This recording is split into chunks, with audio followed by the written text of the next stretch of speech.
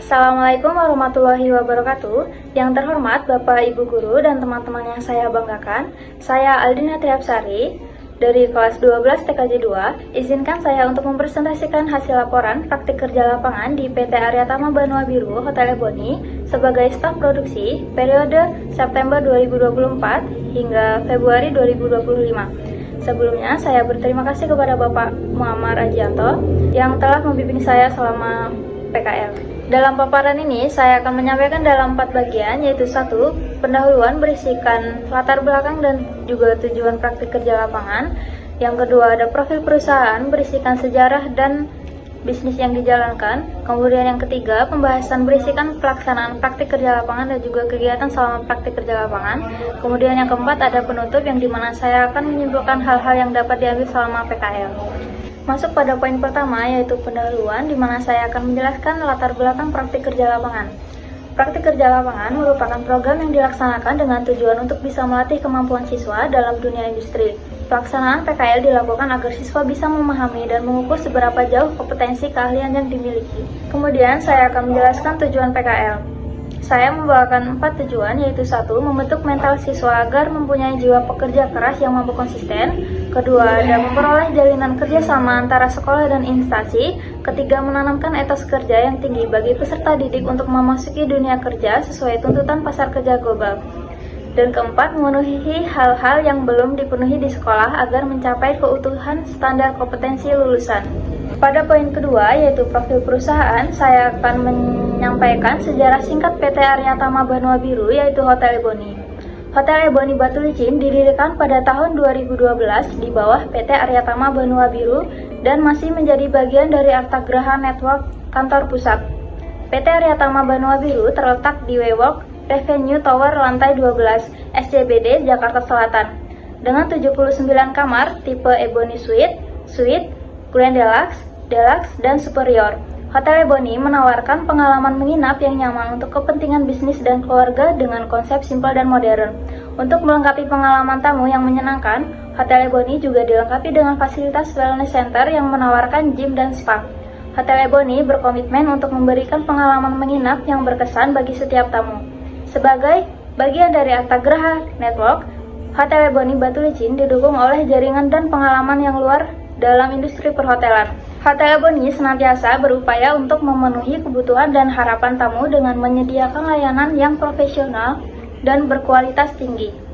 Kemudian, bisnis yang sedang dijalani oleh Hotel Ebony Batu Licin yaitu akomodasi dan layanan. Akomodasi dan layanan Hotel Ebony Batu Licin mencakup berbagai fasilitas yang ditawarkan untuk kenyamanan tamu, baik untuk wisatawan maupun pebisnis. Masuk pada poin ketiga, yaitu pembahasan, yang dimana saya akan menjelaskan pelaksanaan praktik kerja lapangan yang akan saya bagi menjadi 3, yaitu proses, waktu, dan tempat. Yang pertama ada proses. Proses pelaksanaan praktik kerja lapangan ini dimulai pada tanggal 2 September 2024 dan berakhir pada tanggal 28 Februari 2025. Guru pembimbing melakukan 2 kali monitoring siswa selama masa PKL. Monitoring tersebut dilakukan selama 2 bulan sekali. Kemudian ada waktu. Waktu pelaksanaan praktik kerja lapangan dimulai dari pukul setengah 8 pagi sampai dengan jam 5 sore. Dan jam istirahat dimulai pada pukul jam 12 siang sampai dengan jam 1. Terjadi perubahan pada jam kerja di hari Sabtu, yaitu hadir mengikuti jadwal MOD atau in charge. Kemudian tempat.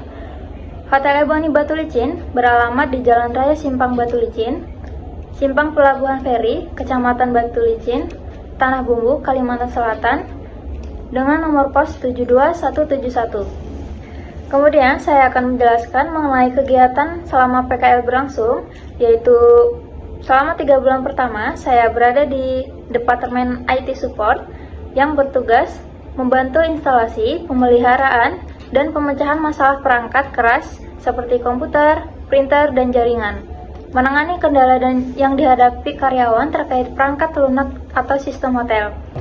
Setelah 3 bulan berlalu, saya move ke front office yang dimana saya bertugas sebagai operator, yaitu menerima panggilan dari internal maupun eksternal, meneruskan panggilan ke departemen atau individu yang tepat, menyediakan informasi dasar kepada penelpon jika diperlukan, mencatat identitas tamu, dan memastikan keamanan akses ke dalam perusahaan.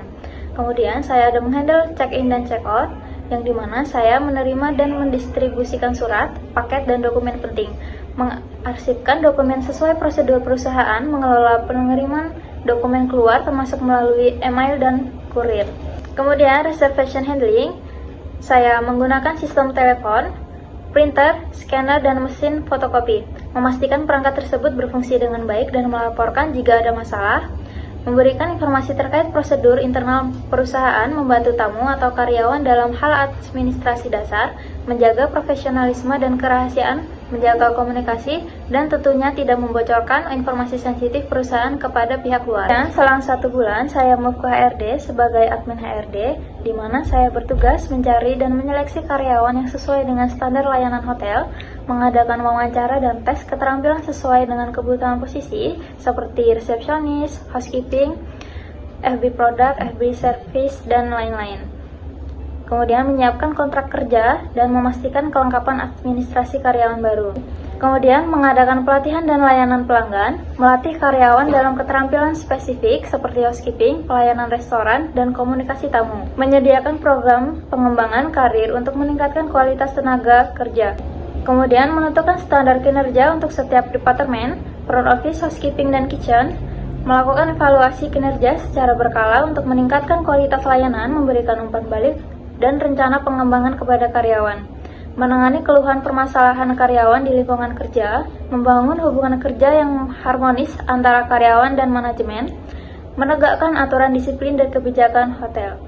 Kemudian, saya akan menjelaskan mengenai analisis yang terbagi menjadi 2, yaitu ada pengalaman dan permasalahan kerja. Pada bagian pengalaman, saya bisa belajar langsung di tempat kerja, saya mengerti budaya kerja perusahaan, saya bisa berinteraksi dengan rekan kerja yang profesional, dan saya bisa mengasah keterampilan yang sebelumnya, dan saya bisa menemukan minat karir. Pada bagian permasalahan, yaitu saya kesulitan beradaptasi dengan suasana baru, saya tidak mendapatkan kerjaan yang sesuai dengan jurusan, kemudian kurangnya konsentrasi saat melakukan pencatatan atau perhitungan. Berikut ada beberapa dokumentasi selama praktik kerja lapangan berlangsung. Masuk pada poin terakhir, yaitu kesimpulan. Kesimpulan 1, PKL memberikan pengalaman praktis di dunia kerja yang sesuai dengan bidang studi dalam PKL. Siswa dapat menerapkan pengetahuan yang telah dipelajari di sekolah.